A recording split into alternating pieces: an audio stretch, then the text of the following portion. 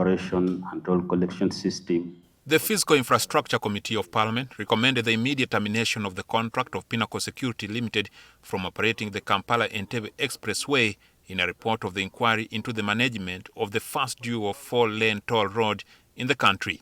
Parliament was told that the government should not hesitate to take the drastic measure, fearing that it could lead to litigation and possible financial loss.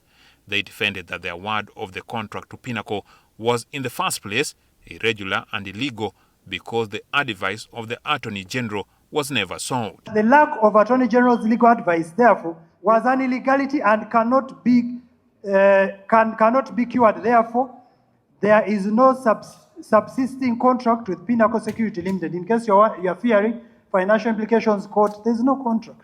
At the inception of the project, the government signed the contract with the French firm Aegis Road Operations SA, which subcontracted Pinnacle Security Limited, arguably at the time. However, 2 months before the expiry of the contract, Aegis recommended to the agreement of the defunct Uganda National Roads Authority and the Ministry of Works and Transport that Pinnacle assume all the responsibilities of operating the expressway. During the one-year contract, Pinnacle was assigned to manage the toll road for 36 billion shillings, which was pinpointed out as exorbitant and abnormal. Remember, our average collections per month are 42 billion. Per year, are 42 billion. Now they are giving them another extension of 36 billion, meaning we are now looking at 6 billion for Uganda. When the Pinnacle management interfaced with the committee, they defended that the 36 billion shillings was a remainder of the original 122 billion shillings contract they had signed with Aegis, but the amount was not utilized.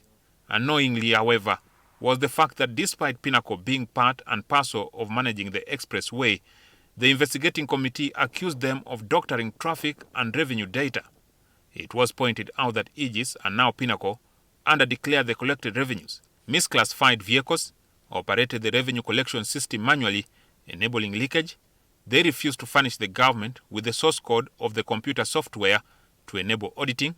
Aegis and Pinnacle permitted free passage for up to 100,000 vehicles in some months, other than those exempted from the payment of the tolls. It reports to have 104,494 more vehicles than ours.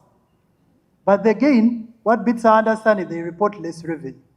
All this was in the absence of an independent traffic monitoring system, which the technocrats at the Ministry of Works are accused of installing on the old Entebbe Road.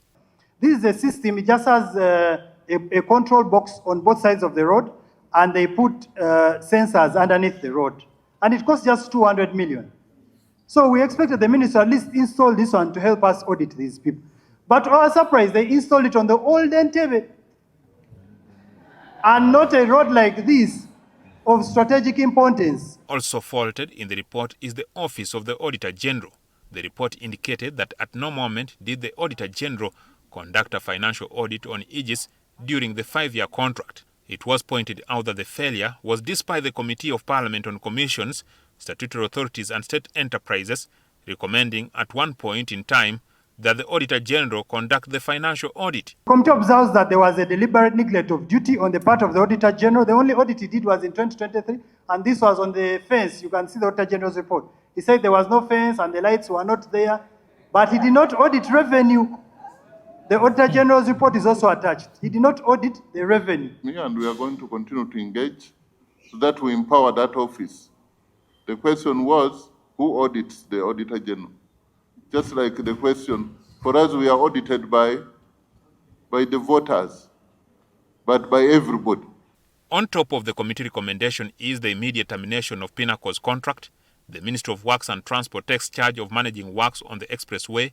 Uganda Revenue Authority should be handed the responsibility of collecting the tolls. The Inspectorate of Government should investigate the former Minister of Works Permanent Secretary with the view of being prosecuted, suspend the current Auditor General for being incompetent, investigate the former Auditor General with the view of being prosecuted, and recover funds from Pinnacle Security Limited. It is feared that the government could fail to repay the $350 million, approximately 1.3 trillion shillings loan at the current exchange rate, if the current state of affairs is maintained. The Ministry of Works officials informed the committee that the lifespan of the road was 20 years. Therefore, based on the current repayment of the loan, it would simply mean the government would not be able to repay the loan in the given lifespan.